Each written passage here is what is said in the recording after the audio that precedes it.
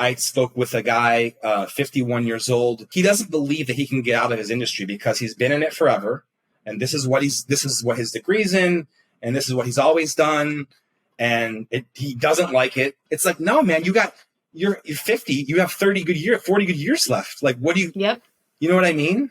Don't throw good time after bad. You know, whatever. I'm a data scientist and now I want to go learn how to cook. It's like, go ahead, do it.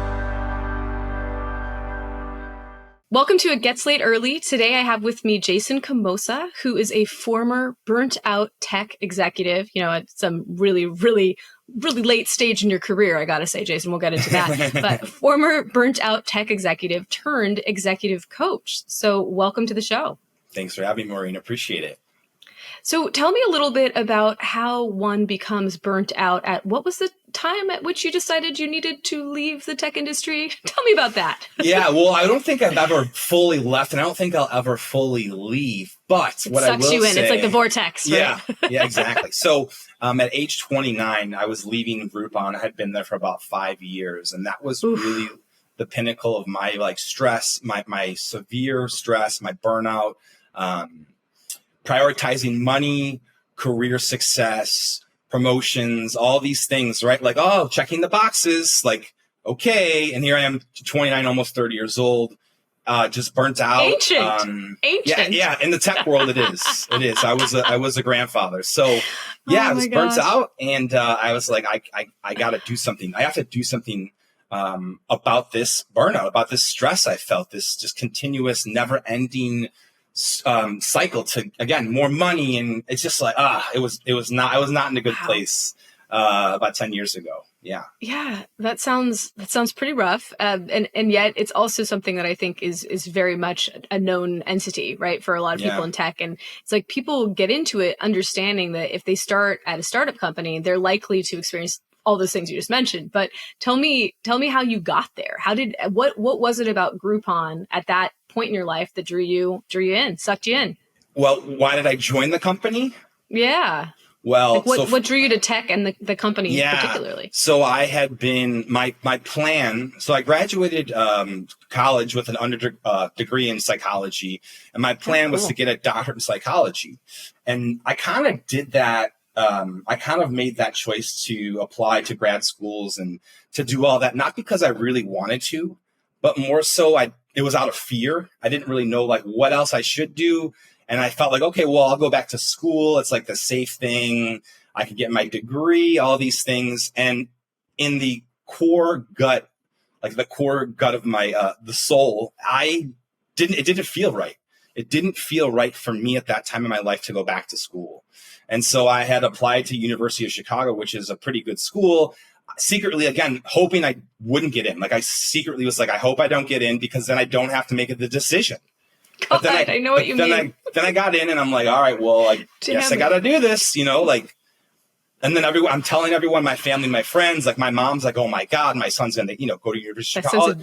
And genius. Yeah. And so then when I didn't do it, I told, again, that was the plan. And then I came across Groupon and again, listening to my intuition, I'm like, what feels right to me? What feels right?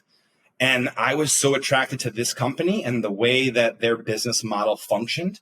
It was the first marketing and advertising platform, I believe, in history that didn't require upfront payment.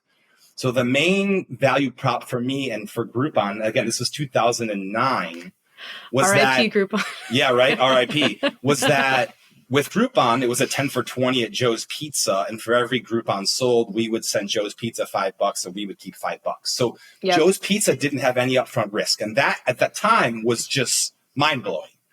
Yeah. So I started as a account executive, very low level, just kind of not really knowing what we were doing. 2.5 years in, we IPO'd.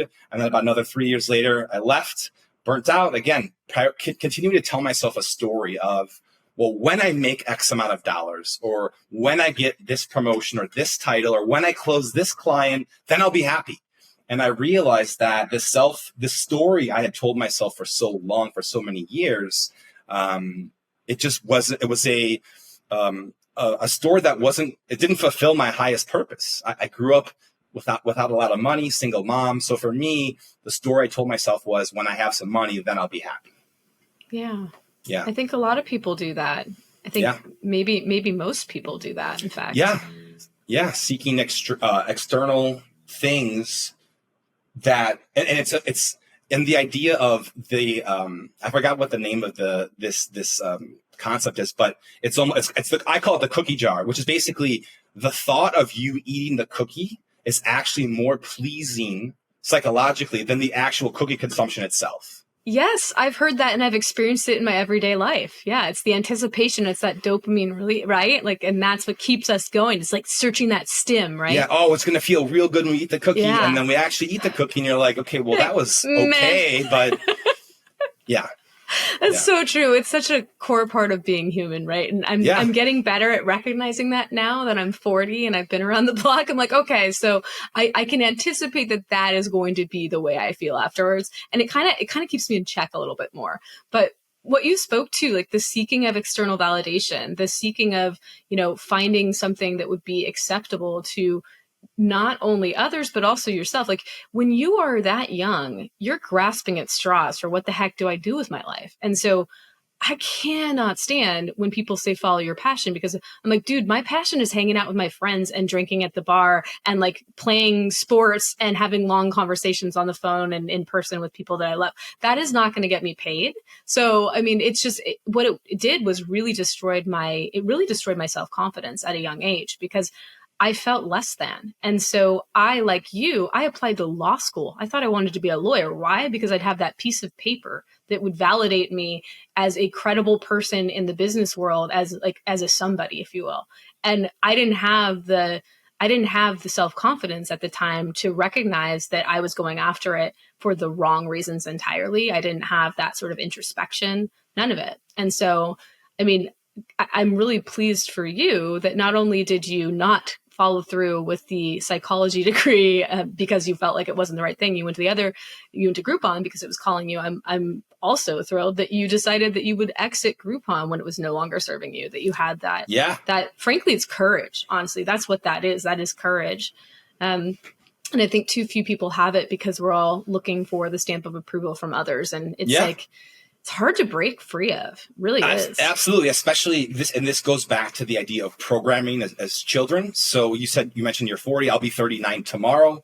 It's my birthday. But happy birthday. So the idea of like, what were we programmed as children? What sort of programming did we inherit? Not necessarily from just our mom and our dad or our caretakers, but teachers, our friends, parents, society in general. Like, what did we inherit?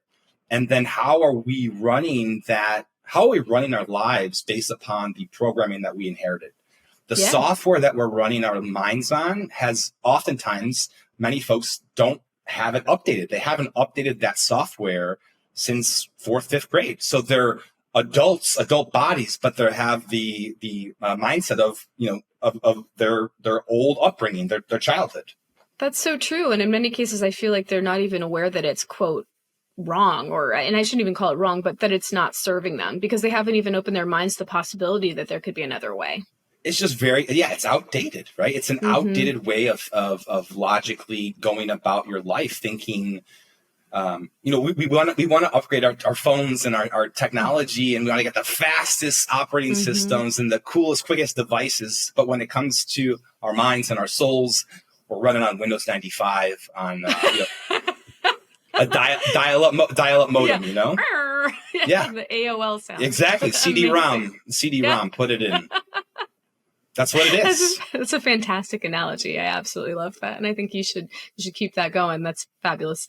So, but I mean, one of the things that drew you into the tech world, I imagine, was that sort of promise of being on to the next thing, right? Like, because you were probably grasping, I mean, I can tell you that that's likely one of the reasons I fell into it, right? It's that, I want to be a part of this, right? And so there's that sense of not wanting to be left behind, wanting to be on the forefront of the next thing. So I think even though I've gotten better at recognizing these things, I think it still was, and it continues to be part of the driving factor in me staying in this industry, or at least keeping one foot in, right? So I'll see if I can potentially break free of that if it no longer is serving me. But So tell me a little bit. I mean, you were pretty, it sounds like you rose through the ranks at Groupon. You were pretty young at the time, or perhaps maybe everybody was your age. I don't know. Young, tell me a little bit about like the interior of Groupon when you were there. Young. Oh my gosh. Young people. Like we had, I mean, again, I was 24. So I was there from like 24 to 29. We were just the amount of hiring that needed to get done based upon our growth trajectory for the first few years before we went public was something that I'd never even seen or experienced or even knew was possible. Again, the amount of hiring, and we needed to get people in, and it was just this crazy. We didn't have, I would say, like our VP or our like director of sales at that time. His name's Darren. He's probably not listening to this, but Darren, what's up? He was probably mid 40s, and he was running the entire sales org for quite some time. And I mean, our CEO at the time, he was definitely under 30 when we went public, or maybe he was just 30. I mean, it was like super young, fast. It was almost like college extended where you got paid. Yes. And like, that's how it was. It was chaos. Like we were headquartered here in Chicago.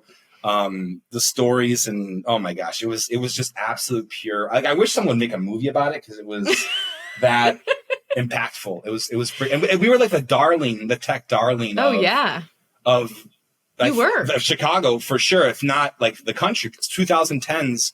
It was Groupon all Groupon. Was it? Yeah, it was cool. It was. I went to Zulily. I worked at Zulily, which was e-commerce for moms, kids, and babies. Right, that's what they always said. And I used to be like, hey, what about the dads? What about parents? Anyway, I'll leave that there. But I was brought in to help them establish sort of a voucher like Groupon arm of the business rather than the actual physical goods that they were selling. But yeah, it was a big deal. There was a Groupon for X demographic, a Groupon for Y demographic springing up everywhere. So yeah, you were absolutely the darling. So what was that? I mean, as you said, the oldest person you probably saw around there was that guy, Darren. Darren, you should definitely listen to this episode, by the way. But Darren was what, mid 40s, you said? Yeah, and probably. So, like, did you think about, I mean, it sounded like it was, continuation of college, sounds like really, really fun. But did you think about your age at all? Like, was there any sort of sense that, oh shoot, like the CEO is 30 and like, what am I doing? I mean, tell me about that. Was that in play at all? It was. Or did you just not think about it because everybody's the same? It was almost like Andrew Mason is the original founder and CEO. And I interviewed with him when I got hired because we were so small. He interviewed everyone. And he kind of, he straight up said to me, like, we kind of don't really know like what we're doing or like if this is going to work. So I love that he said that, actually. Yeah, that's really refreshing. It was. So it's almost like an experiment where I'm like, okay, like, I think I'm going to place my bet on this. Like, I think it's cool. I think it's interesting. I think the people that are here are pretty smart. But I also thought about worst case scenario. And this is something I love to help with my clients, which is, what's the absolute doomsday worst case scenario here with Groupon, right? I get hired there. I work there 6 months in, a year, and it doesn't work. It sucks. I hate it, whatever. Then I quit. I leave and I go back to my process was like, well, if University of Chicago accepted me once and I say, no, not right now, like, won't they most likely accept me again in 2 years if I want to go back? That was my thought. And so that was like kind of the safety net, if you will, the mental safety net of like, well, I could always go back, even though in my heart, I'm like, I probably will never go back formally. That was kind of like my safety net. Yeah.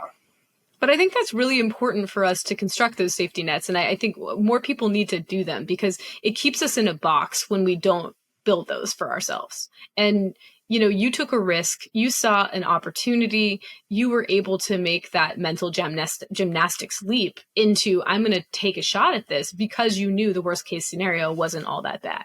And so, it's like, why don't more people do that? And I get that.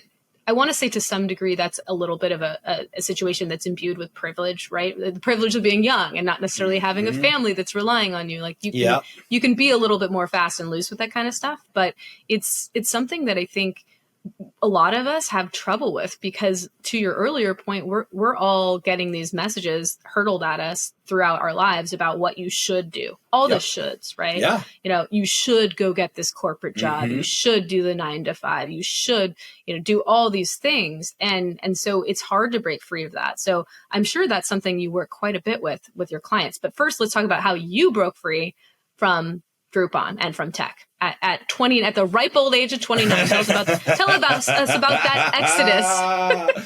So here's what happened. So basically I was at Groupon. I was just like so burnt out with the sales org. And I got to the point where, again, I kept like, there was no, I felt like I came into work. Andrew Mason, our original founder, CEO, he was ousted because we were a public company. We didn't hit our numbers. And so he was fired. And so the company value changed, the mission changed. It wasn't about the core foundation of our business. It changed, right? It wasn't about helping local commerce and new experiences. It was money. How can we make the shareholders money, right? As a public company, that is the number one duty of a public company. And I think Andrew years later comes out and says that was the worst thing I've ever done in my career was go public. Really interesting. Yeah. It was in some article he was interviewed in. But the bottom line is it's to be a part of that ride was wild. Like I said, I was exhausted, and I was like, no amount of money. And by the way, they changed the commission plans and all that. So I was just like, why am I here? What am I doing? My mission here, I firmly believe, like, okay, I came here to do something. I've done that. I need to go on to the next thing. So I took 3 months off. Like, I didn't do anything. I literally was like, I went to Estes Park, Colorado with my buddy Josh. And I did basically for the first time in my life, I started working at age 15. So from age 15 to 29, I always had a job. And that was the first time I really didn't have any job. Like, I didn't do anything, which was phenomenal. It was like a breath of fresh air, being able to say, like, oh, wait a minute, my life isn't work emails and Slack and Salesforce, or I believe we had Yammer at the time. If you remember Yammer. Yeah, I was gonna say, you didn't have Slack back then. We had Yammer. But it's just like I was tied to, addicted to my phone, checking my phone, even on even like weekends, nights. Like I was never off work. Even if my phone was in another room, I was thinking about work, thinking about the client, or how could I sign this, commission statement? Like, it was just so unhealthy. It really was. Yeah. And I think so many people fall into that. So you recognized, and perhaps part of that was your psychology background, but you recognized, okay, this is verging into unhealthy territory. And you're like, I gotta pull the ripcord. So it was like, when is this gonna end? Where it's like, okay, well, I'm gonna make this money or get this promotion or sign this client. And then I did it. And then it's like more pressure from Groupon. Okay, well, you did that, so you can do another one. And it's just like, when is this going to end? And the answer is never. Right. And so I had seen therapists in the past, Maureen. I'd seen different therapists. I personally never got what I really wanted out of a therapeutic session. I wanted action. I didn't want to just talk about my past and kind of where I was or how I got to where I am now. I wanted to figure out an action-based plan. How can I get to where I want to go? How can you help me close the gap between where I am today and where I know I can go? That's what I need help with. So I was introduced to a friend of a friend, and I had never even heard of coaching, really. Like, I thought when someone said executive coach, the first thing that would come to my mind is like the CEO of Google, right? Hiring some, 6-degree guy out in San Francisco, whatever. I didn't know what coaching was. And so it kind of just started as this conversation of just like, hey, you should meet this guy. I think you guys would hit it off. And as we talked, he kind of told me what he did. And I was just so drawn to it. And I ended up signing up with him for a year, which, by the way, that was one of the scariest things I've ever done in my life, is pay money, tens of thousands of dollars, investing into myself, which is, again, foreign. I don't know about you, Maureen, but I was never taught to invest in myself. I was taught if you have money, if you're fortunate to have some money, you put it in your savings account, you put it in a 401k, whatever, real estate. But I was never taught to invest in yourself. And no, so I think few people are. More And then- now, thankfully, more because now. of It's people getting like better. you. Yeah. It's getting better. Oh, it's getting better over time. Yeah. Slowly but surely.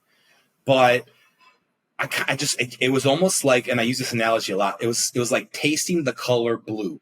It just didn't make sense. Like, how am I supposed to put 25K, 50K, whatever it is, into a coaching program?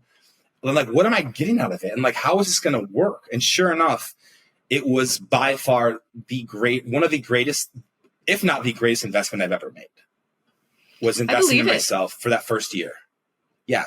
Because he helped me unlearn all these things that I, again, inherited, all these stories that I had written, unknowingly written for myself.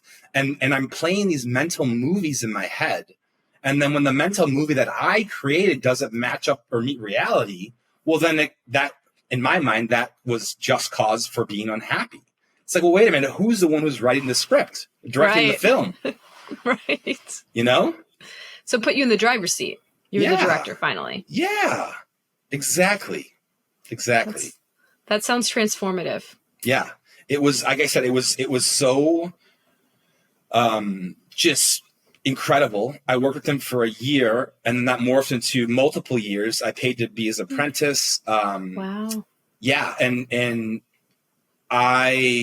so during my, I earned a certification to be a coach. And during this time, it was about a year-long program. And so Sunday, Monday, Tuesday, Wednesday, Thursday, for about 3 hours, so like 5 to 8, I would just immerse myself into coaching, philosophy, neurology, psychology. Cool. But I like really wanted to do it, right? Versus in college, where it's like, you got to do these books or these, you got to do these assignments. It's like, okay. But this program was hard as fuck, excuse my language. It was magnetic. I like needed to do it, and it fueled me. And then I just started coaching for free. And that's kind of how I got to where I am now. That is so cool. That is so cool. I mean, it sounds like you've had, I think everything that you've done up until this point has actually made you not only want to be a coach, but become a far better coach, I imagine, from having all those experiences yourself. Well, plus the psychology background. I mean, that's really cool too. Yeah. I think that one of the reasons, or one of my unfair advantages, is the fact that I've been in this entrepreneurial executive role for 15 years. So I can empathize with these guys and gals where, I'm not just let me back up. I'm not just some psychologist where it's like, okay, I went to school and I did these things and I've never actually been in your shoes. Like, I've legit built sales teams. I know what the challenges you're facing when it comes to building businesses and growing businesses. And I want to help infuse this wisdom, equip you with these tools and resources that we weren't taught in order to help you get to where you want to go. That's amazing. Now, do you work primarily with leaders, or do you work with people at any level of their organization? I would say the majority of the clients I work with are more in the director or VP above. However, really what it comes down to for me is not necessarily like their position, but who they are as a person. Because sometimes people will come to me, and if they have a higher disposable income, they think, I can tell energetically that they want to pay me to have me fix their problems. And that's just not how it works. Coaching is not me fixing your problems. I'm helping you. I'm not going to clean your room for you. I'm going to help you. I'm going to show you how to clean your room. So, so it's, it's for me, it's more about the energy and like, what is the intention behind wanting to work with me? So I don't think it's a blanket one size fits all, but it's, again, more about the individual. Yeah, no, that makes sense.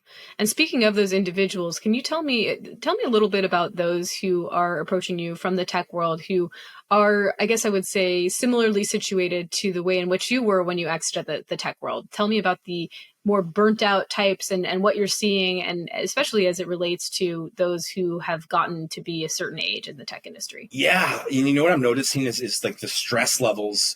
It's unfortunately, it's bleeding down in age, right? So I think 15 years ago, you might have the folks maybe like 35 to 40 and up where they're more like really stressed. I don't know this. This is just my personal opinion and what I've seen, but my youngest client is 25 years old, 25 or 26. She was the number one rep at Salesforce, North Whoa. America. It's amazing. Yeah, one out of 2,400. And so she's, and it's the same. It's like the same thing I felt. I felt past. It's almost like, again, she's 24. I felt it at 29. So, but yeah, it's burnout, it's stress, it's not being okay with where we are. One of the things I'm noticing is that people are just not okay. They're not okay. They're like acting in a sense of like, I'm not okay where I'm at. I need to do this. I need to get here. I need to have this. Like, I'm just not okay. One of the things I like working on is kind of having these folks, helping these folks get out of their own way. Because so often, we're the ones stopping us from getting what we want out of life. Yep. We're our own worst enemies in a lot of cases. That's for sure. Yeah. Do you have clients who come to you and are worried about ageism one way or the other? I mean, you just talked about the woman who's 24 and the number one salesperson. I'm sure she has reverse ageism, people thinking she's not capable because she is so young, but in fact, she's the top performer. So I'm curious if your clients come to you with those sorts of psychological concerns about age bias or ageism, age discrimination. Yes. And it's both sides, right? Just like we have the 24-year-old female. I spoke with a guy, 51 years old, who basically, in so many words, said, like, he doesn't believe that he can get out of his industry because he's been in it forever. And this is what his degree's in, and this is what he's always done. And he doesn't like it. It doesn't fill his soul. He's not happy, but it pays good money, and it's a good title, and it's a good, so okay. It's like, no, man, you're 50, you have 40 good years left. Like, what do you, you know what I mean? Don't throw good time after bad, right?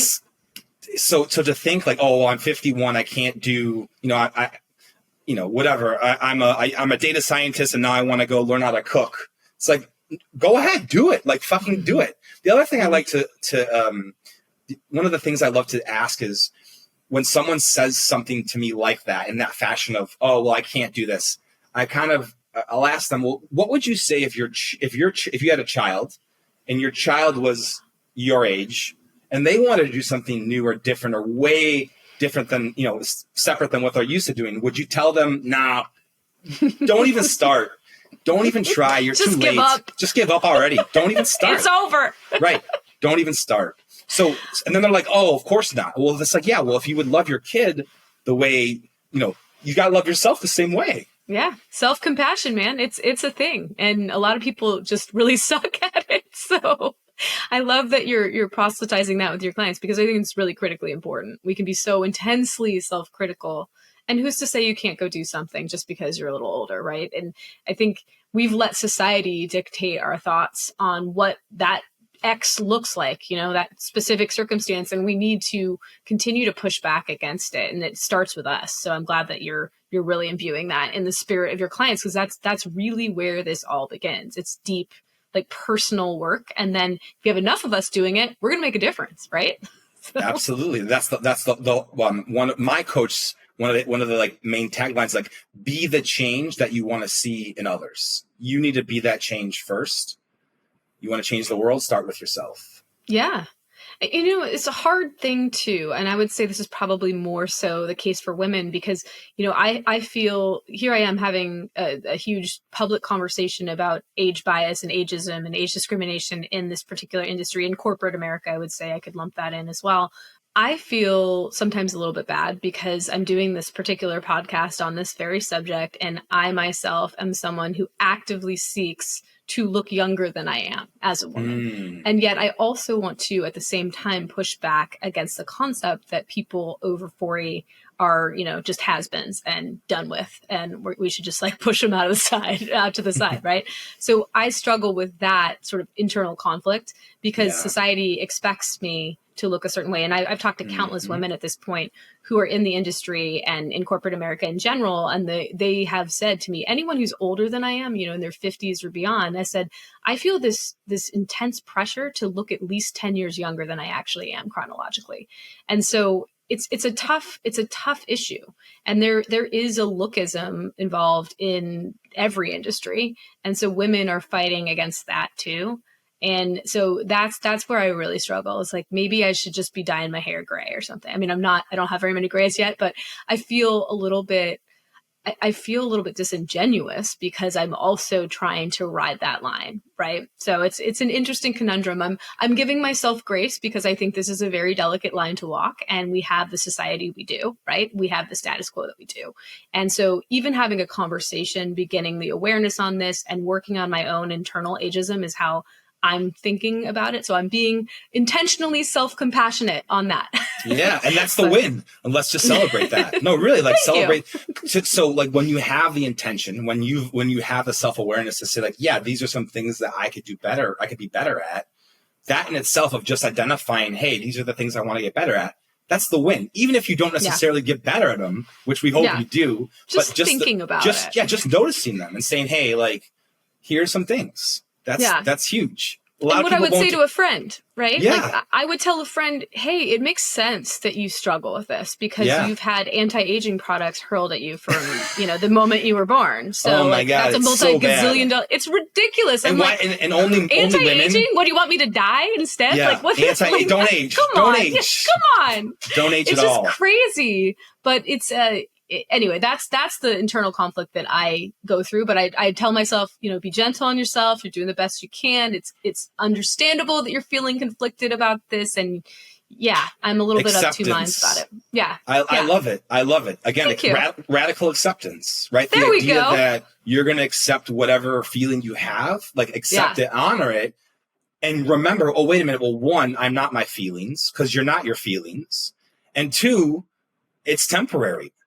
Just like all feelings are temporary. The good ones, the bad ones, and in between, right? They're all temporary.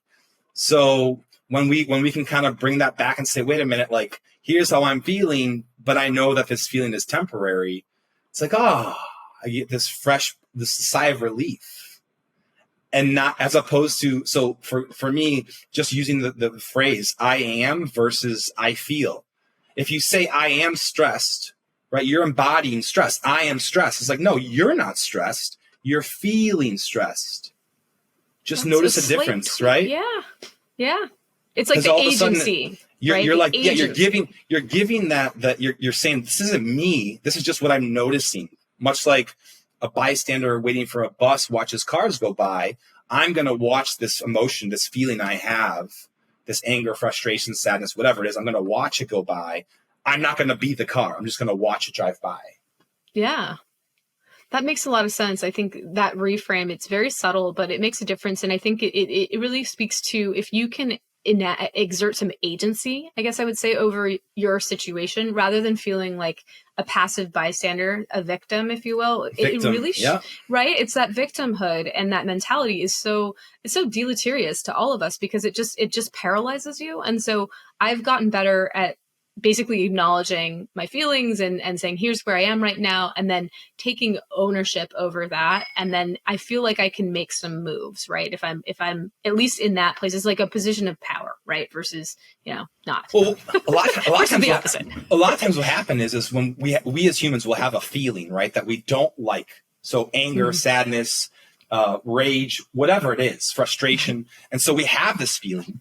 And so what do? When this feeling comes to us, we oftentimes will try to push it away, or we'll pretend like, well, I'm really sad, but I'm just going to trick myself or pretend I'm not sad.